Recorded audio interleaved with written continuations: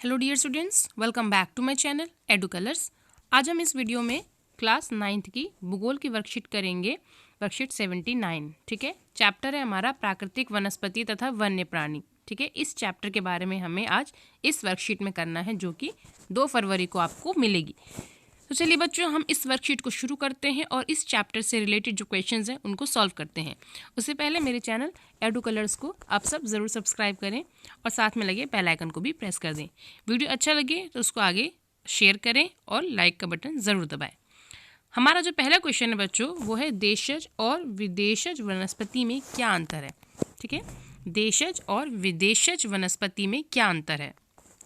तो इसका उत्तर है, देशज वनस्पति वो होती है जो मूल रूप से भारतीय है। ठीक है, जो भारत में ही जो वनस्पति है जो मूल रूप से भारतीय है उसे देशज कहते हैं। और विदेशज वनस्पति वो है जो बाहर से पौधे आए हैं, उसे हम विदेशज वनस्पति कहते हैं। फॉर एग्जाम्पल साइकस, पॉम, एरोकेरिया और चाइना पॉम, इनको आप विदेशज यानी बाहर से आने वाली वनस्पति कह सकते हैं। ठीक है, हमारा जो अगला क्वेश्चन है वो है कि जो सुंदरी वृक्ष है वो कहाँ पाए जाते हैं। भारत में सुंदरी वृक्ष जो वनस्पति है वो कहाँ पाई जाती है, तो वो पाई जाती है मैंग्रोव वन। ठीक है, आपने सुंदरवन डेल्टा तो सुना होगा, ठीक है, वेस्ट बंगाल में, तो वहीं पर ये सुंदरी जो वृक्ष हैं पाए जाते हैं।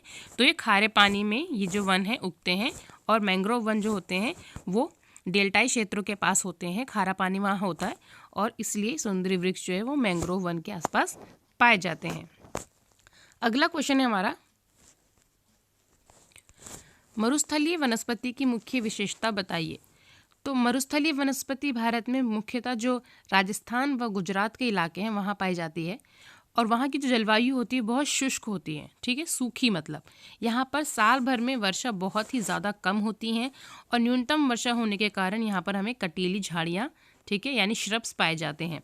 भारत में इस प्रकार के वनों का विस्तार मूल रूप से राजस्थान व गुजरात आदि के क्षेत्रों में ही पाया जाता है। ठीक है बच्चों, अगला क्वेश्चन है, नंदा देवी जीव मंडल निचय कौन से राज्य में स्थित है।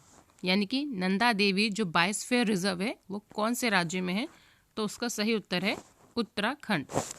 अगला क्वेश्चन, भारत के किस राज्य में वनों का क्षेत्रफल सर्वाधिक है। ठीक है, वनों का क्षेत्रफल पूछा है, यानी कि सबसे ज़्यादा वन कहाँ फैले हुए हैं, तो उसका आंसर होगा मध्य प्रदेश। उसके बाद यहाँ पर एक अनुच्छेद दिया हुआ है, उस अनुच्छेद को आप देखेंगे पढ़ेंगे। इसमें भारत की जो प्रजाति हैं, यानी कि जो विभिन्न तरह की प्रजाति पाई जाती हैं, उनके बारे में बताया गया है। तो पहला क्वेश्चन हमारा इससे रिलेटेड है, भारत में जीवों की लगभग कितनी प्रजातियां पाई जाती हैं।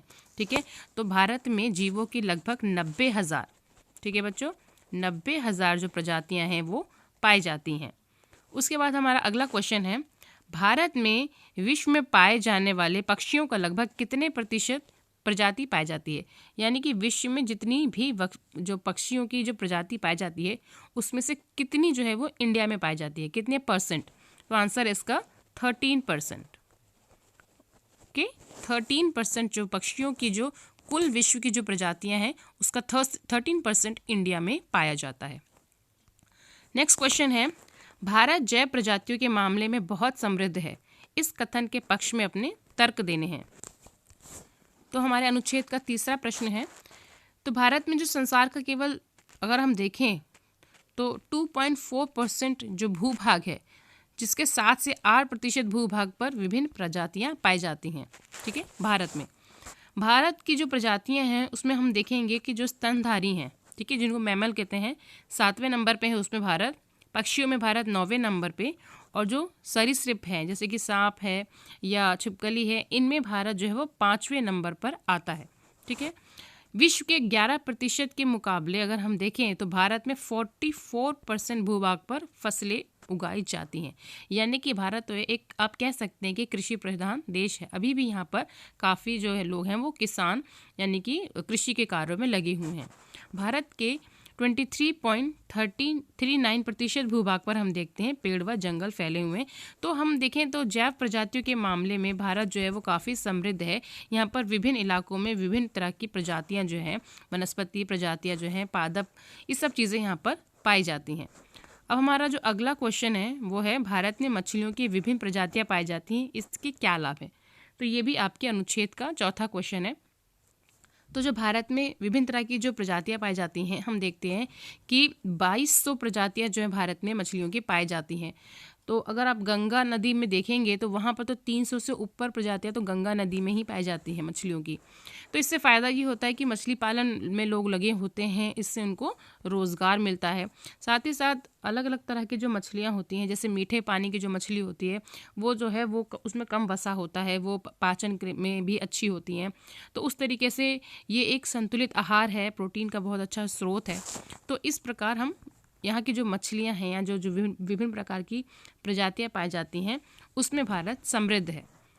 अगला हमारा क्वेश्चन है, सदाबहार वन व पर्णपाती वन में कोई 3 अंतर बताने हैं।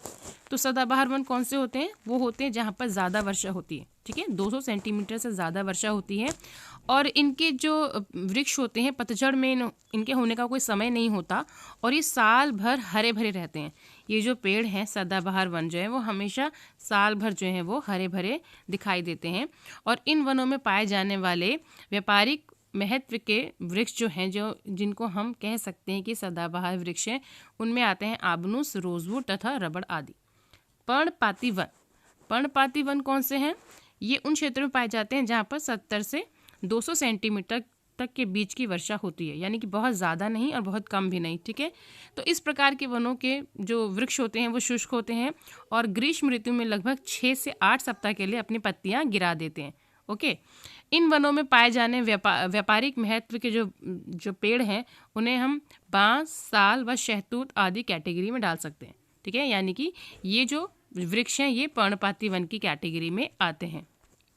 अगला क्वेश्चन है हमारा, भारत में पादपों तथा जीवों का वितरण किन तत्वों पर निर्धारित होता है? तो हम देखते हैं कि जो भारत में विभिन्न तरह के पेड़ पौधे जीव जंतु पाए जाते हैं वो बेसिकली जलवायु पर डिपेंड करता है, ठीक है। जलवायु, वहाँ की मिट्टी कैसी है, उच्चावच कैसा है, यानी समुद्र से कितनी ऊंचाई है, अपवाह या नदी का बहाव कैसा है, तापमान टेम्परेचर कैसा है, सूर्य का प्रकाश वहाँ आता है या नहीं आता, वर्षा कैसी है, इन सारी चीज़ों पर किसी भी जगह के जो पादप हैं और जीव जंतु हैं उनका रहना, उनका एक तरीके से वो चीज़ें वहाँ पर डिपेंड करती हैं कि वो कैसी जलवायु है, कैसा तापमान है, ये सब चीज़ें। अब अगला क्वेश्चन है, स्वयं सोचकर वनों के कोई 5 हमें अप्रत्यक्ष लाभ बताने, ठीक है। प्रत्यक्ष लाभ कैसे हो गए? जैसे हमें वनों से लकड़ी मिलती है, औषधि मिलती है, ठीक है ना। तो ये तो आपके हो गए जो प्रत्यक्ष लाभ है, डायरेक्ट बेनिफिट। इनडायरेक्ट बेनिफिट जो आपको ऐसे सामने से नहीं दिखेंगे लेकिन उनका बेनिफिट जो है होता है वनों का।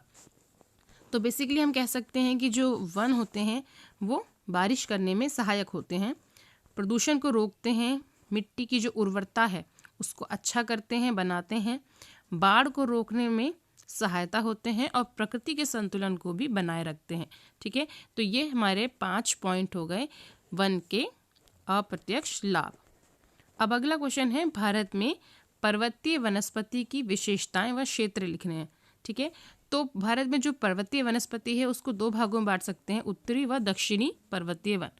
तो जो उत्तरी पर्वतीय वन है यहाँ पर हम देखते हैं कि जो हिमालय का जो एरिया है, हिमालय से पूरा जो हमारा एरिया जा रहा है सिक्किम, अरुणाचल प्रदेश तक, या कुछ हिस्सा बंगाल का जो उत्तरी बंगाल है, यहाँ पर हम देखते हैं कि हमें पर्वतीय वन मिलते हैं।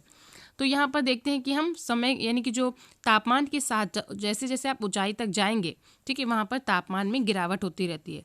1500 मीटर से लेकर 2500 मीटर तक की जो ऊंचाई के बीच के जो पेड़ होते हैं उनका आकार कुछ इस तरीके से होता है, यानी कि शंकु आकार के होते हैं। और इनमें कौन कौन से पेड़ आते हैं? इसमें आते हैं चीड़, पाइन, देवदार, शंकुधारी पेड़ हैं और ये इन जंगलों में उत्तरी पर्वतीय मैदानों में पाए जाते हैं।